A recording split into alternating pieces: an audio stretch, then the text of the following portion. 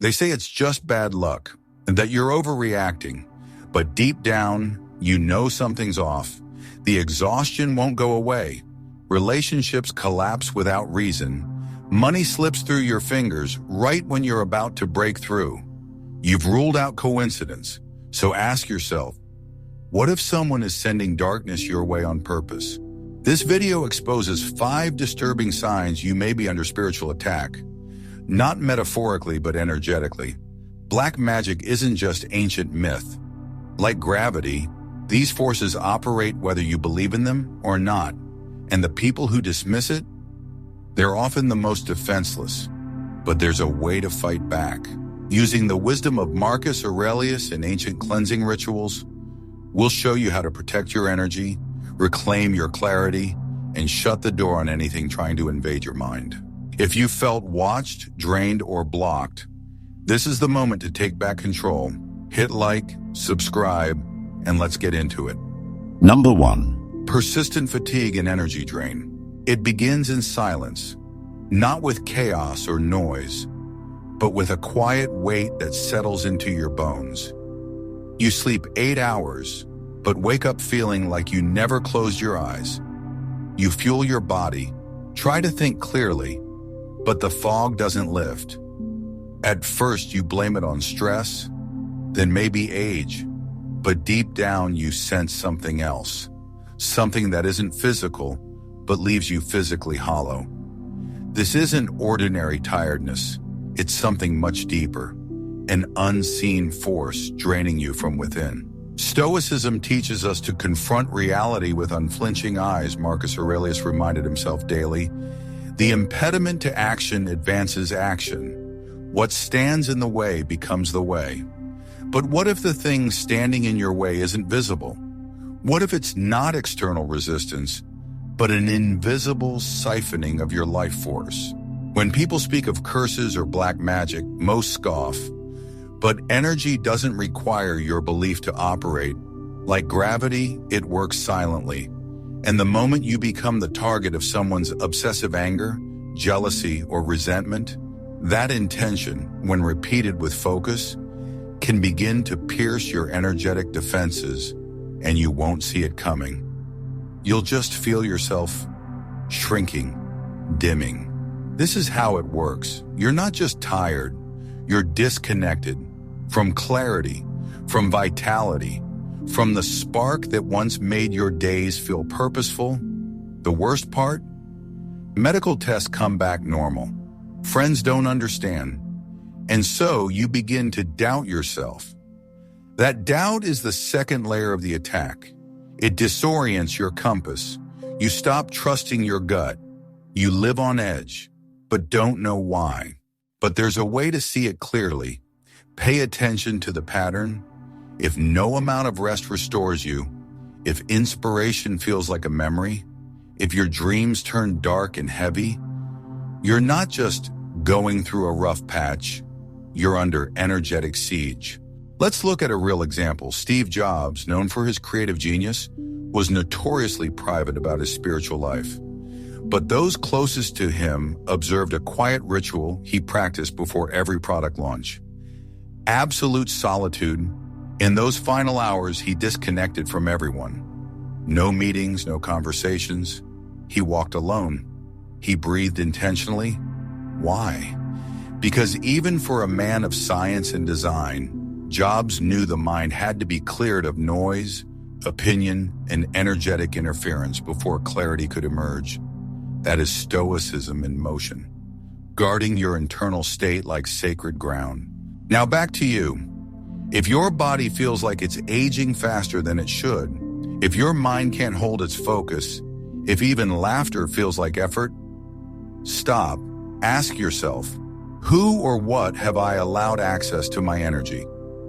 Because energy doesn't just leave, it goes somewhere, and if you're being drained, someone may be feeding. Seneca warned us, associate with people who are likely to improve you, welcome those whom you are capable of improving. But if someone close to you, maybe through hidden resentment, wants to see you fail, their energy alone can weigh on you like an anchor, especially if they think of you often. especially if they hide it behind a smile. Even those who say the right things can carry harmful intent if their heart is quietly poisoned by envy. So what do? First, you stop ignoring the signs. Your body is not your enemy. Fatigue is communication. Second, you breathe, intentionally, not shallow breaths. Deep, rhythmic inhales through the nose. Slow releases through the mouth. Do this for 5 minutes in silence. This alone can restabilize your nervous system and strengthen your energetic boundary. Third, you purify your space. Sea salt dissolved in warm water, wiped along the thresholds of your home. Windows, doorways, mirrors. Speak clearly. This is my space. No harmful energy may remain here. Intention, not superstition, is the power. You are not just cleaning your home, you are declaring your authority within it. And when you speak with conviction, the energy around you listens. And lastly, elevate your mind. The Stoic doesn't beg the universe to be kind. He strengthens himself to meet it. Read, reflect, write, practice gratitude, even when it's hard. Because when you shift your mental frequency upward, lower energies cannot stick to you. Darkness cannot cling to a light that's constantly being renewed. Every thought you entertain is a signal. Every emotion you feed is an invitation. This isn't magic, this is clarity. And clarity, when practiced daily, becomes your shield. If you do nothing else, start listening to your exhaustion. Don't numb it. Don't drown it in caffeine or distraction. Examine it like a wise man examines his wounds. With curiosity, not fear. Because buried inside that fatigue is the truth of your environment. Who's feeding from you? What habits are leaking your strength? What silence you've mistaken for peace? The Stoic path is not about avoiding darkness. It's about shining so steadily from within that nothing external can dim you. And when you become that, calm, clear, and self-possessed, the forces that once fed on your weakness will starve in your presence. You won't need to fight them, you'll outgrow their reach. Number 2. Sudden relationship breakdowns. One moment, you're connected. The next, everything falls apart. Arguments erupt out of nowhere. Heated, irrational, often over the smallest things. People who once supported you now avoid you. Friends go cold. Family becomes distant. And your partner, once understanding, now accuses you of things you never said, never meant, never did. It feels like something is interfering, not just with your relationships, but with the bond beneath them. That invisible thread that once held you together now feels frayed, cut, or worse, intentionally severed. When Stoics spoke of controlling only what is within, they weren't dismissing emotion or relationships. They were guarding against being ruled by what is not truly yours. Marcus Aurelius wrote, "Be tolerant with others and strict with yourself." But what happens when others become hostile without reason? When relationships shift in tone, not because of your actions, but from energy you can't see.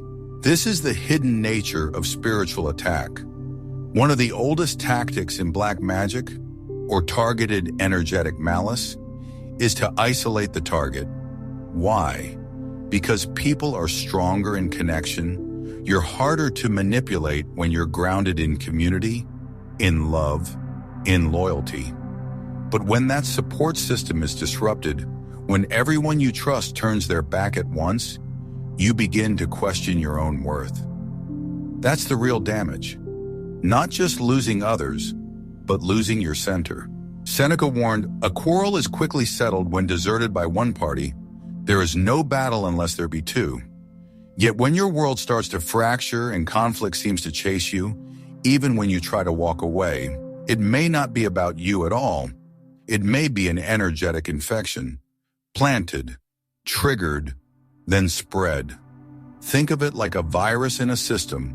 One thought, one lie, one shift in energy, and suddenly you're the common denominator in every falling out. But the math doesn't add up. not if your heart is clean and your intentions are stable. There's historical wisdom here. Carl Jung, a pioneer of the psyche, believed that unresolved emotions in the unconscious often manifest externally as fate, but fate, when manipulated, becomes distortion. Jung believed that the collective unconscious connects us all, and it's through this invisible web that intention, both good and bad, can travel. If someone envies your joy, your love, your stability, they may not confront you directly. They may send a fracture instead, an idea, a suspicion, a slow erosion of trust, and that erosion, when left unchecked, becomes a landslide. The damage escalates when you begin to internalize the chaos. You start asking yourself, what did I do wrong? You over-apologize. You chase. You explain. And you exhaust yourself trying to hold together relationships that were silently tampered with. And if you're not grounded, you'll react. You'll play defense. You'll try to fix what can't be fixed from your side. That's the trap. The more reactive you become, the more proof others see to justify their distance. So what's the Stoic path through this? First, recognize the pattern. A single conflict may be random, but when your closest relationships begin to fall apart in sequence, especially with strange timing, exaggerated reactions, and emotional confusion, it's a signal, not to panic, but to become still. The Stoic sees patterns not to be paranoid, but to prepare. Second, don't chase. Don't beg people to understand you. Don't explain yourself to minds already infected with doubt.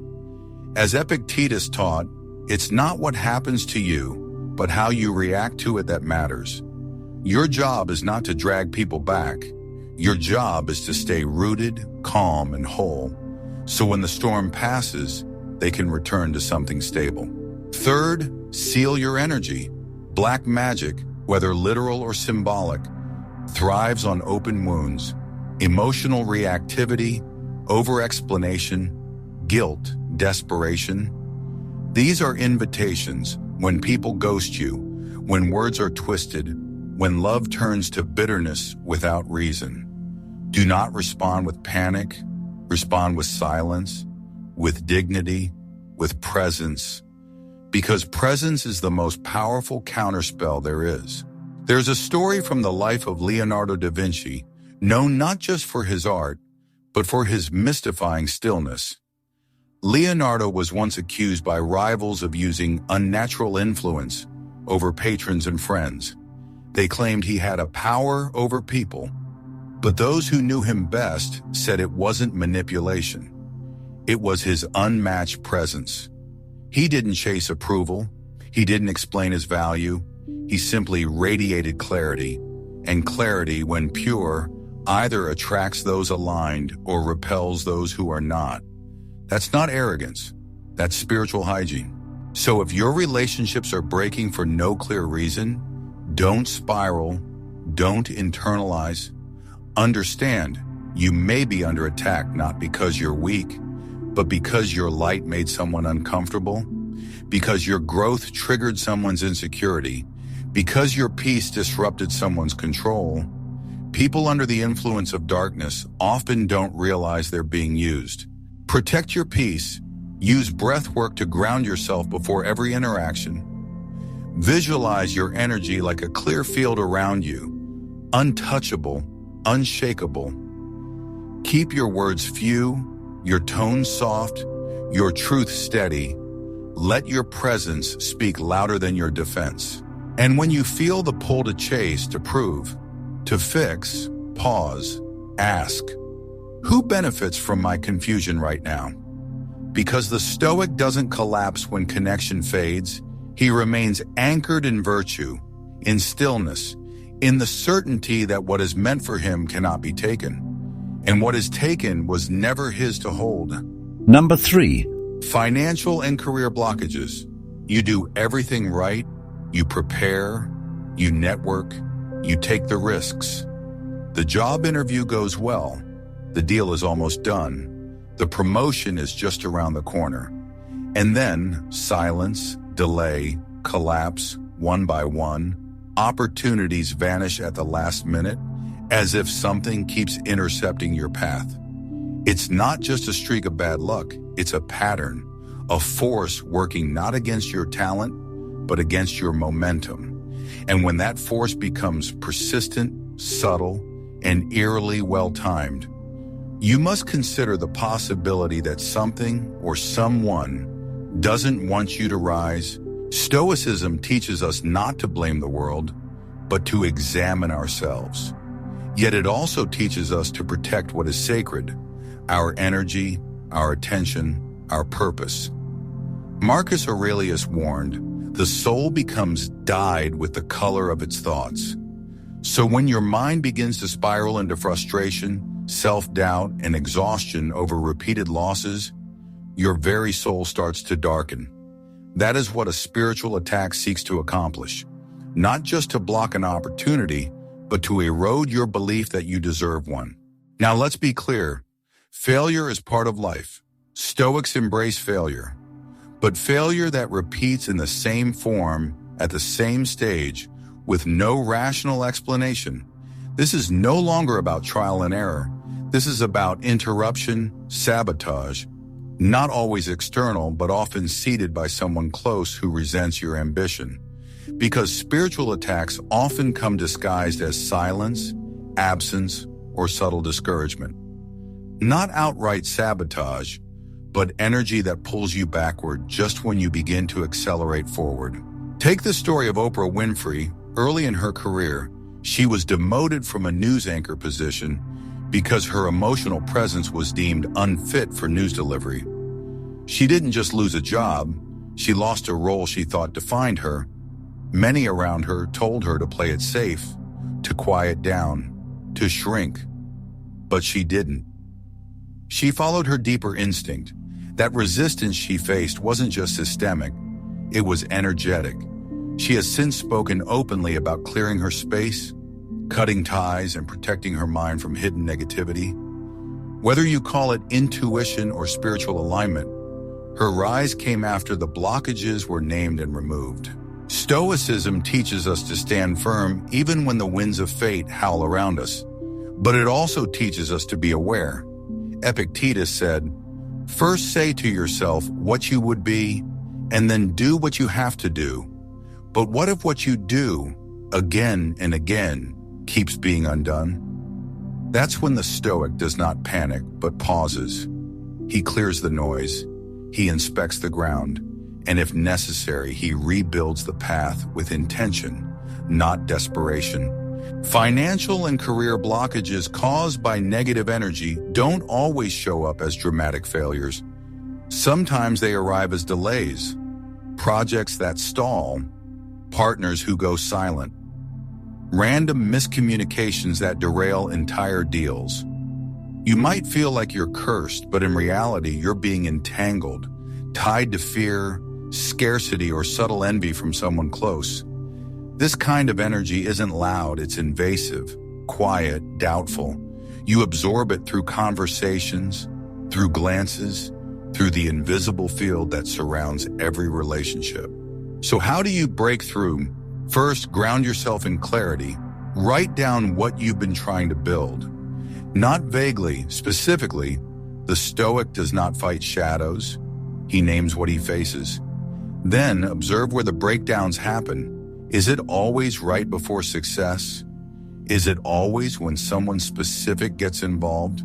Is it when you start to feel unsure, like you don't deserve it?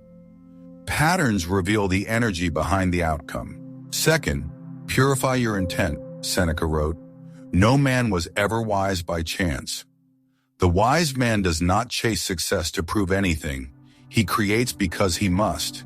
If your motive has become distorted, seeking validation, revenge, or recognition, that distortion becomes a doorway for interference. Real power is quiet, pure, and focused. The moment you crave something more than your peace, you become vulnerable. Third, cleanse your environment. Take one day to declutter your space.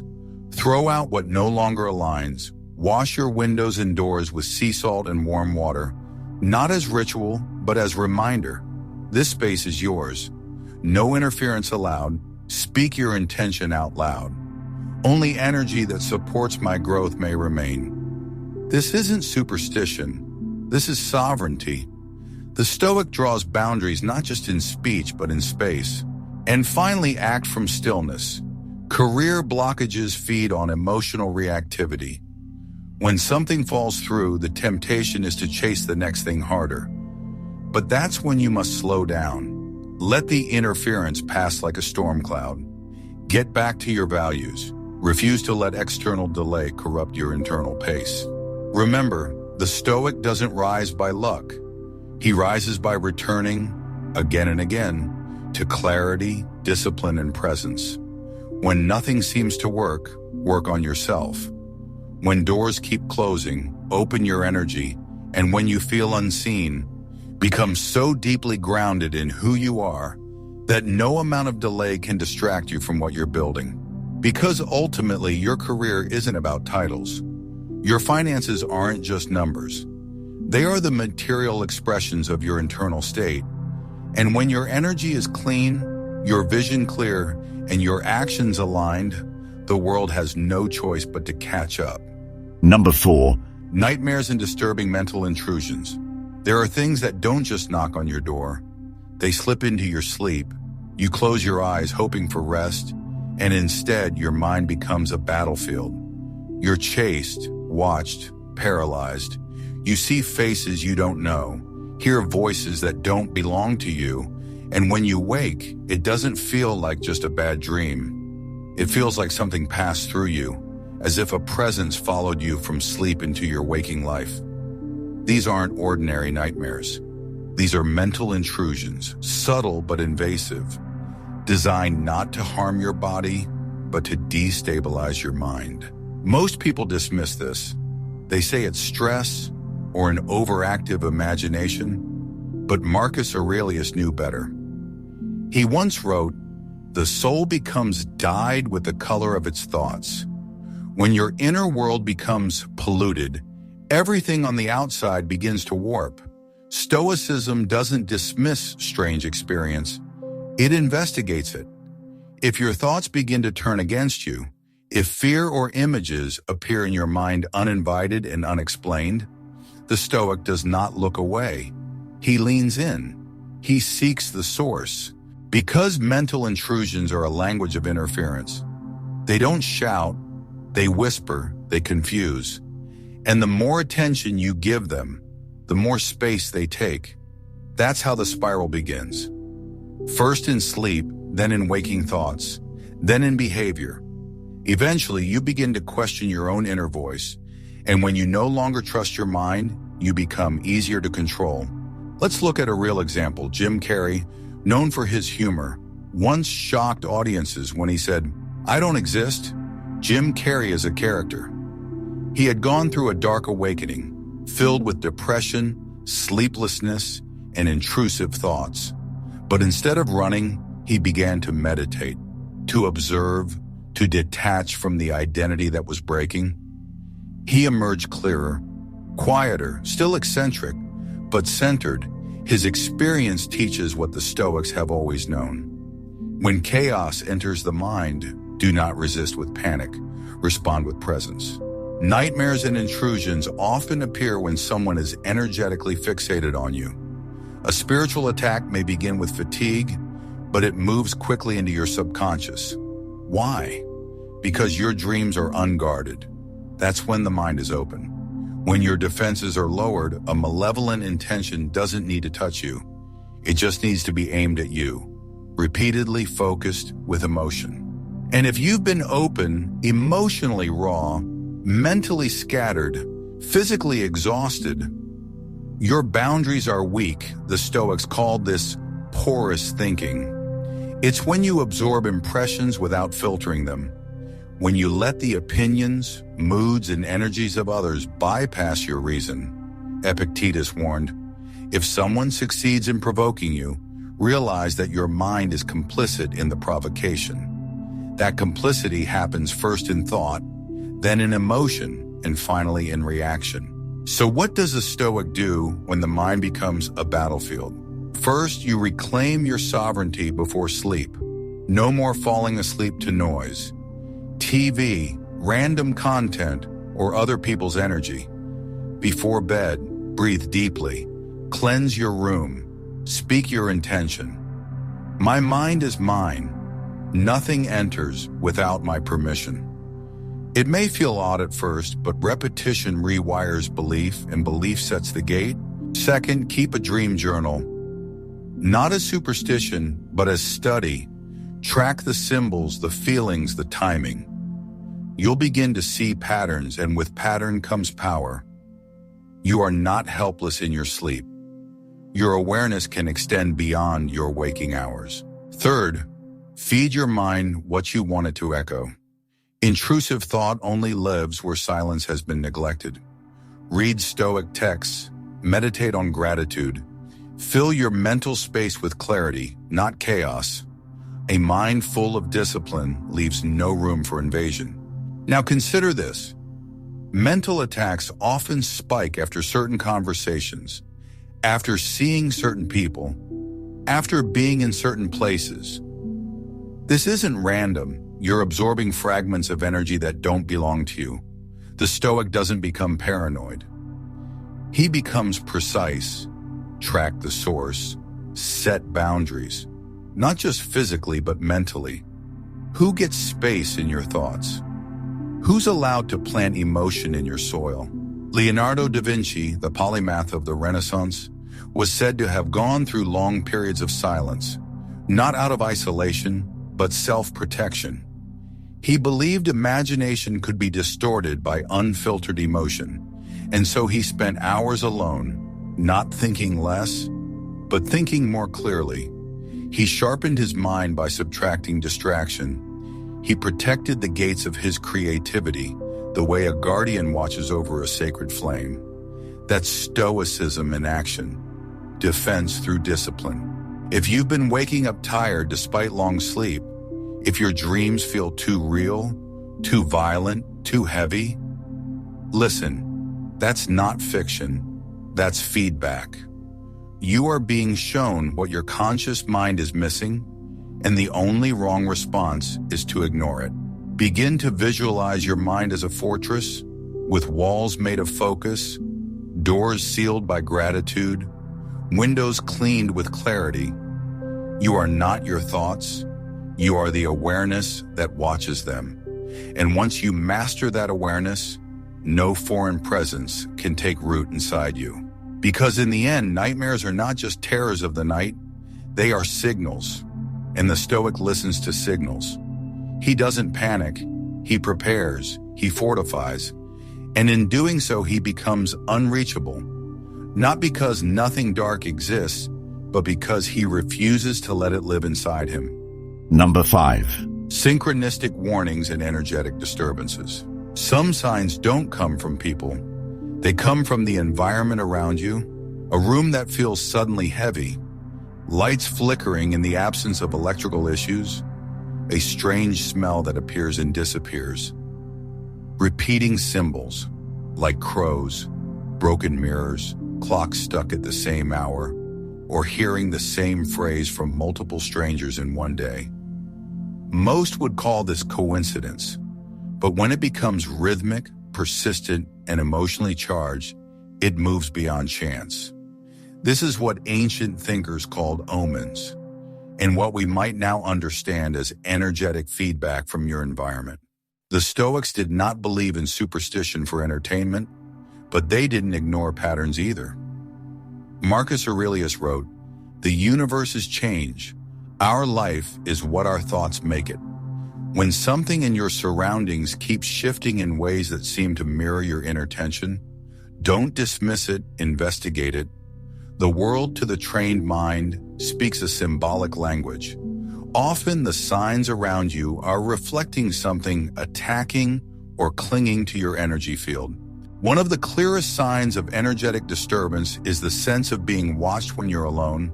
Not a vague feeling, but a fixed, cold presence, a heaviness in the air that doesn't lift even when you leave the room. Or animals, especially dogs or cats, reacting strangely to your presence, growling at empty corners or avoiding you altogether. These are not just behavioral anomalies. They are intuitive disruptions. Nature responds to energy long before thought can process it. But why would the environment shift in response to a spiritual attack? Because intention, especially repeated and emotional, leaves a trail. It's not metaphorical. Quantum physics now confirms that energy responds to observation, and that space itself can store frequency. If someone is focusing on you with negativity, especially over time, that intention can imprint into your home, your objects, even your digital space. Screens freezing when you speak a certain truth, alarms going off for no reason. These aren't always random glitches. Sometimes they're echoes, attempts by reality to alert you. This is not meant to alarm you, it's meant to awaken you. Let's take the example of Carl Jung, the father of analytical psychology.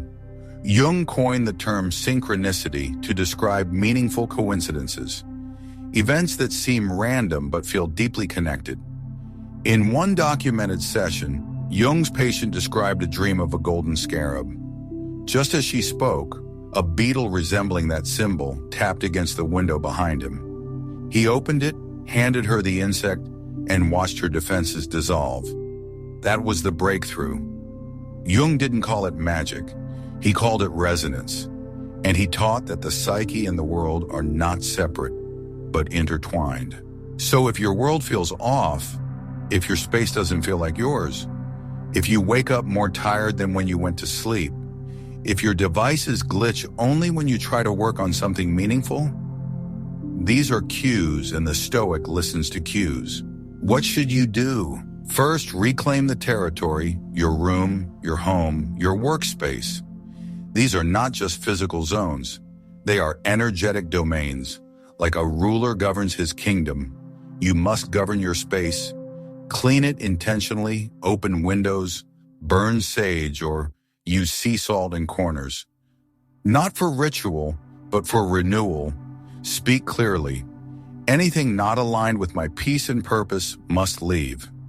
You're not asking, you're declaring. Second, track the patterns. If something unsettling keeps repeating, mark it down. Time, place, emotional state. You'll begin to see what triggers it. This gives you power. When the unconscious becomes conscious, interference loses its grip. Third, protect your field. Before leaving home, visualize a boundary around your body. Light, clear, grounded. Imagine energy bouncing off it, unable to attach. This is not fantasy. The mind responds to imagery with physiological change. A boundary visualized consistently becomes a boundary felt. Now understand this. The more you grow, the more your energy expands. And the more your energy expands, the more visible you become to those who feel threatened by it. Whether consciously or not, some people won't attack you outright. They'll just wish you fail.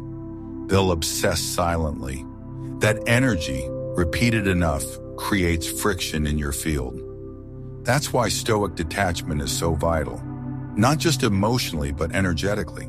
Seneca said, "We suffer more often in imagination than in reality." But he also said, "He who is everywhere is nowhere." Meaning if your energy is scattered, unfocused, and unprotected, you are vulnerable. Not just to events, but to impressions. When you bring your attention back to your center, the world loses its grip on you. There's a story about Nikola Tesla that illustrates this perfectly. Tesla would refuse to shake hands. He was obsessive about cleanliness, not just for health, but energy. He believed that people's touch could transfer vibration, sometimes helpful, often disruptive. He worked alone, walked alone, and protected his creative field like sacred ground. That wasn't paranoia, it was Stoic engineering. His boundaries created clarity, and that clarity became power. So if your environment feels dense, if symbols keep chasing you, if nature seems to whisper warnings, don't just cleanse the space, Cleanse your presence in it, speak with less noise, move with less rush, listen more deeply. This signals to your subconscious that you are in charge again. And when your subconscious is aligned, interference cannot survive. The Stoic doesn't dismiss the strange. He decodes it. He walks through shadows with steady eyes. Because where most panic, the Stoic perceives. Where others see fear, he sees feedback. And that shift from reaction to recognition is what makes him untouchable. If any part of you resonated with these signs, don't ignore it. The most dangerous attacks are the ones we rationalize away. This isn't about fear, it's about awareness. You are not powerless, you are not cursed, you are not broken, but you must reclaim your space, mentally, emotionally, spiritually. That's the Stoic path. Not denial, but discipline. Not panic, but perception. Remember, what you allow grows, but what you face with clarity loses power. So if something's been draining you, now you know what to do. Start with your breath, guard your energy, and let your mind become your fortress. If this video helped you see things more clearly, don't forget to like it, share it, and subscribe. Because this channel is not just content, it's protection, and we're just getting started.